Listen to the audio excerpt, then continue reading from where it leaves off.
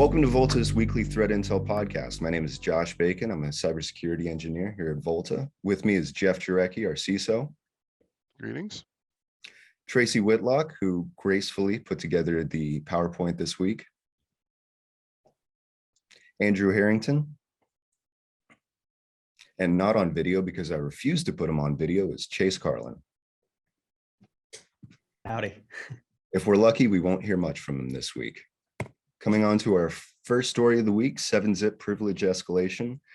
This is why it's pretty important to listen to this podcast, in my opinion. I was trying to think of a way to make this story relevant, and the only thing I can say is good job listening to this podcast, because this is one of those vulnerabilities that you do not catch and might just sit in your environment for a couple of years unnoticed.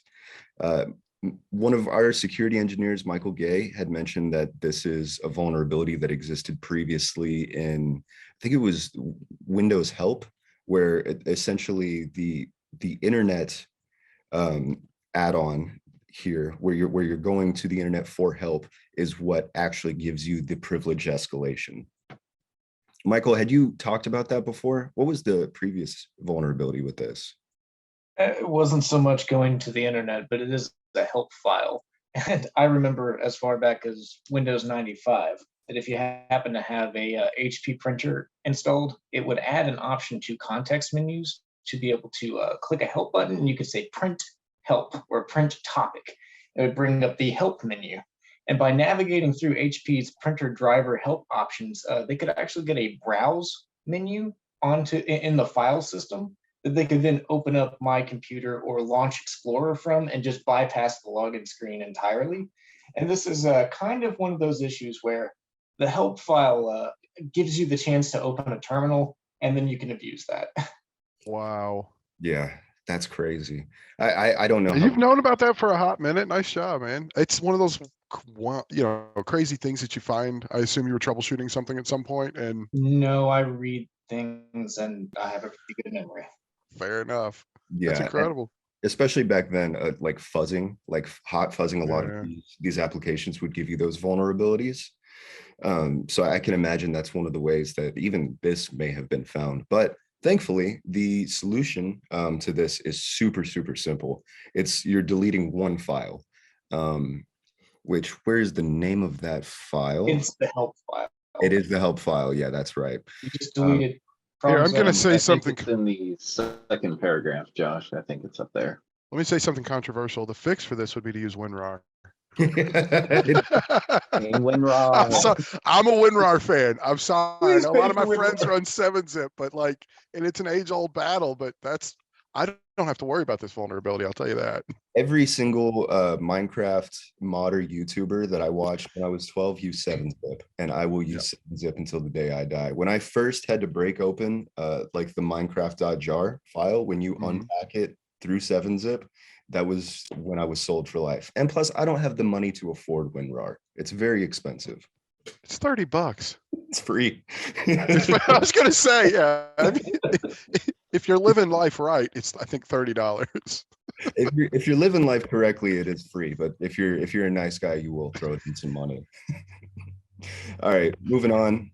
This is just terrifying. This is similar to like side channel attacks and speculative execution, but kind of in another realm. So the idea behind this is that SATA cables do produce a certain amount of radio frequencies. They give off a certain amount of interference.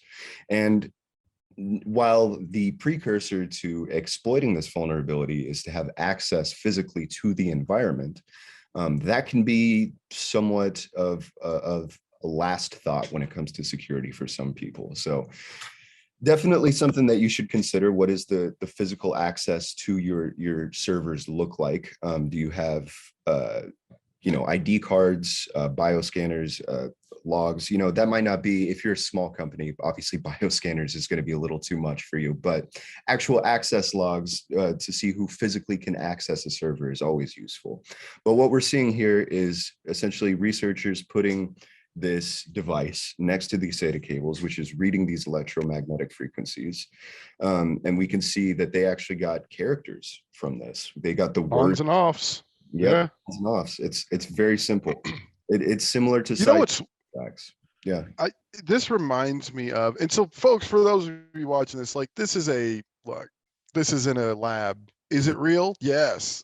Is it likely? No, unless there's a boatload of people after you. This reminds me though, I remember the first time I was really genuinely concerned. I've been in InfoSec forever. I remember they found a way to exfiltrate data through fan speed noise. It's the same team. It's the same It's the thing, same right? team. The same Oh, is team it? people Ah, have that been makes doing perfect. this basically That makes sense. for a long time. They've got many different ways that they can exfiltrate data, from the And it was reader brilliant. head tapping against the hard drive to Yep. the flashing light to the microphones and speakers making ultrasound. Yeah. So folks, if you're listening to some of the things he just talked about and the one I'm talking about, like if you get a microphone, if a malicious actor has a microphone in your environment, they could, if they were able to drop the malware that allows them to exfiltrate data at a blazing 9600 baud through fan speed noise. So it's not fast, but it can be done. I wonder how close these antennas have to be. And honestly, I find what they do here to be pretty fantastic, because imagine if you could put a camera in the environment, or even you don't even necessarily, if you're doing it through the flashing light on the computer, you could be outside the building if the computer could be visible through the window. So Be able to capture data that way. I mean, this is a very dedicated attack. Like, you must have something of great value if they're doing this, I would think, because there's much easier ways to get mass amounts of data, which is just to fish your users. And if they're not trained, then why bother with the microphones and the antennas? Real scary thing though is that techniques like this at least one time have been documented actually occurring in the wild. Really? Against a security researcher. Somebody hacked him and he was trying to figure out what was going on. And that's the way to Only do it. thing it could have been air gapped his system. One of Yeah. these experts. Ridiculous. And I mean, of course, air gap system means air gap, but in terms of, is it gapped fully in terms of security, that's on how well your padlocks are. That's how If we're dealing with flashing lights, like how can you air gap a flashing light? I mean, it literally has to be sealed away. one of the You first can't even see the thing. Yeah, one of the first stories we actually went over on Threat Intel was talking about how you can use just a microphone, record someone typing on a keyboard, and disseminate what they were typing based off of that. So I don't think you need much. But it's one of those things that if you are a valuable enough target, you're going to be facing a lot of techniques that are just not seen by regular Joes in security. Which That's a fun one. This is a fun one. Crazy. That's crazy, which is kind of what we have next a little bit. This is kind of a watering hole attack, similar. So I hope nobody on this call was gung-ho enough to help Ukraine to download a DDoS app to potentially try to DDoS one of Russia's websites, because that was made by Russia. So the idea was that you know, similar to donating money to Ukraine to get weapons, if you don't have that money, the idea was you download this app, let it run.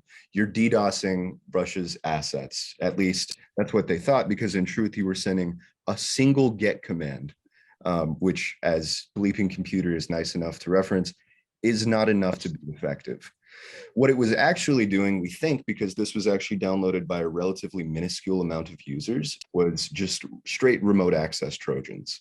This was more than likely building up like the proxy login service we talked about a couple weeks ago, having these IoT devices as you know, potential for proxies, to use as VPNs, to use in, you know, distributed denial of service attacks.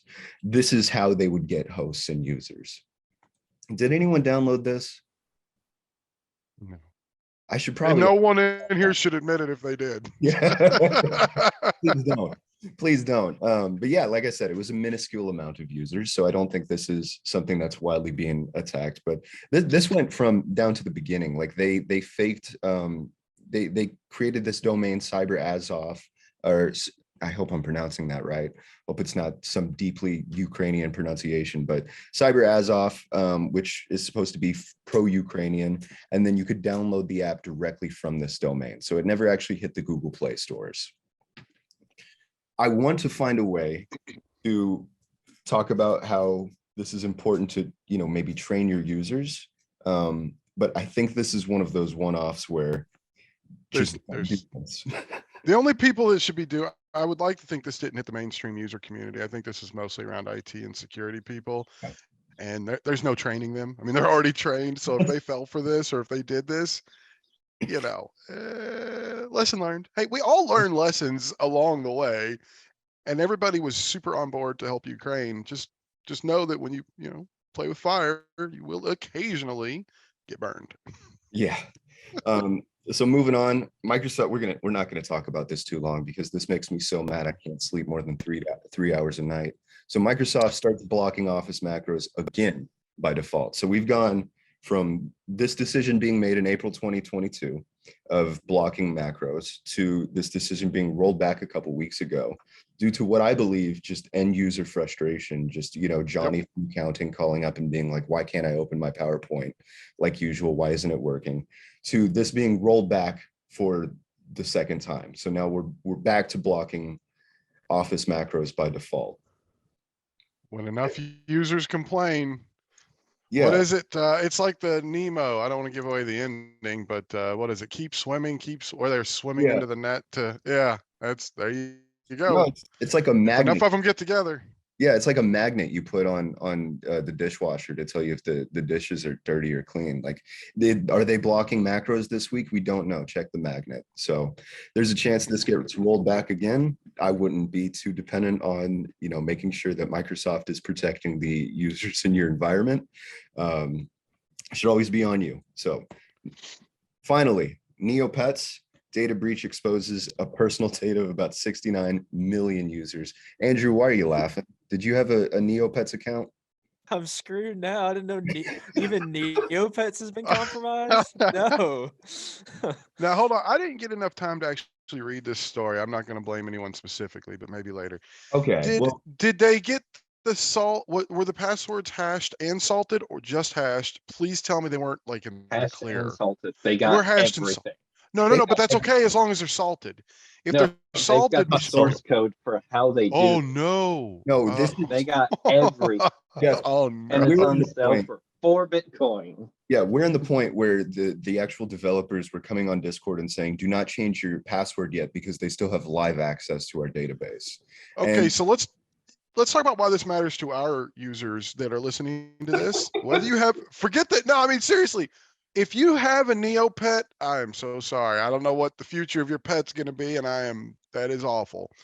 The bigger problem is if your if your users have Neopets and they're using the same password there that they're using at work, and you don't have multi-factor authentication turned on, you're in grave danger right now, because a number of attackers now have access. How many? It was 60.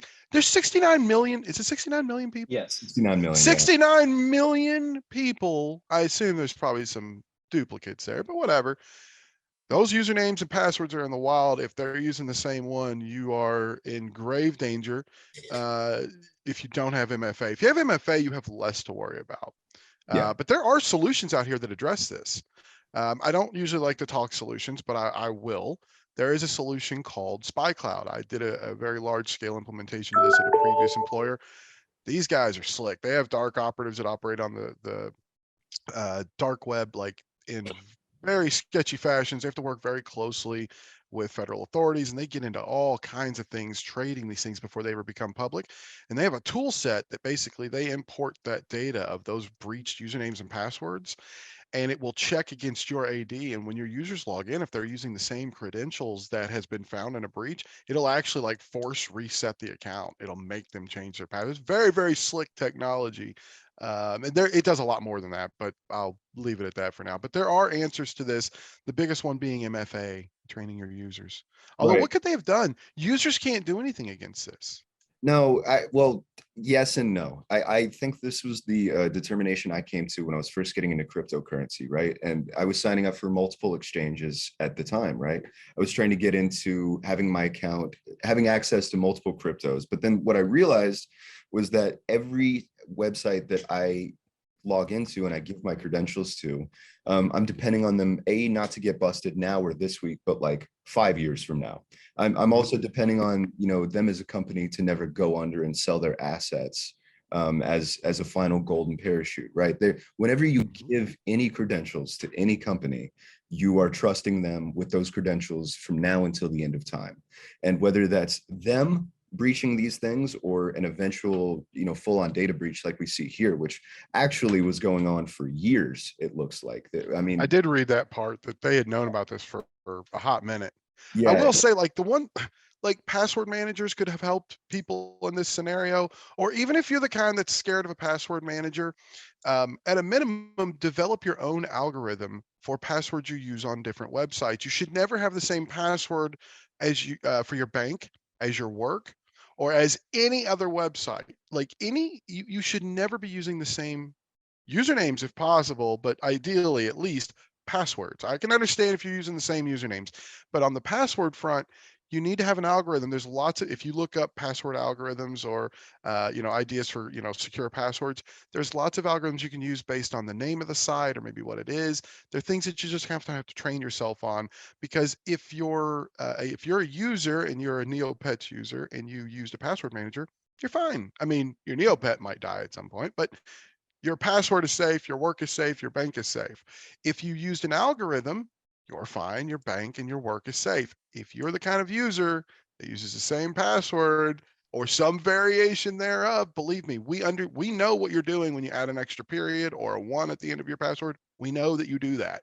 Everyone knows that you do that, or an exclamation point, whatever.